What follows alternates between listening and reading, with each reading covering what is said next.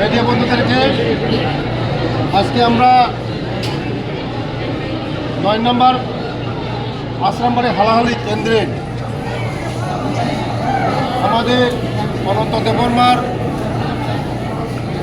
নেতৃত্বে আজকে প্রায় ১২০০ উপরে ভোটার আজকে ওরা যোগদান করেছেন বিজেপি পার্টির মধ্যে।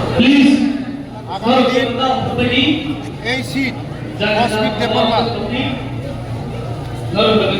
হাজার হাজার ভোটে পরাজিত হবেন। অনন্ত দেববর্মাই ১৭ তারিখের রেজাল্ট করতে জিতবেন। কারণ আজকে যে লিডাররা বিপ্লবতার সব লিডার আজকে যোগদান করেছেন মোদিজির নেতৃত্বে।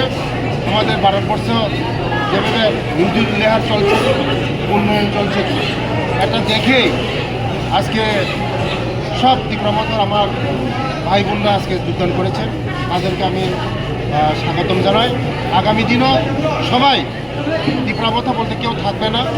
আগামী দিন আমাদের আমরা কথা কাজে মিলে দেখবেন যে ২৮-এর মধ্যে ২৮-এ আমরা জিততে যাচ্ছি। কারণ আজকে তীব্রামতরা বুঝে গেছেন যে তীব্রামত থেকে ডেভেলপমেন্ট করতে পারবে না। অনেক কিছু ৫ বছর আগে বলেছিল, কুছ না কুছ দেয়গা, বৃহত্তর ট্রিব্যুনাল দেয়গা, কয়লা জাতি, উলো পার্টি, অনেক কিছু বলেছে। এডিসের জন্য কোনো কিছু করতে পারবে না। তার জন্য ওরা হোপলেস হয়ে গেছে। একমাত্র পারবে বিজেপি ছাড়া কেউ আমাদের জনজাতিদের জন্য কাজ করতে পারবে না। আজকে অনন্তবাবু তো ইএম ছিল, উনি হোপলেস হয়ে গেছেন। কারণ মানুষের জন্য কোনো কিছু কাজ করতে পারে না।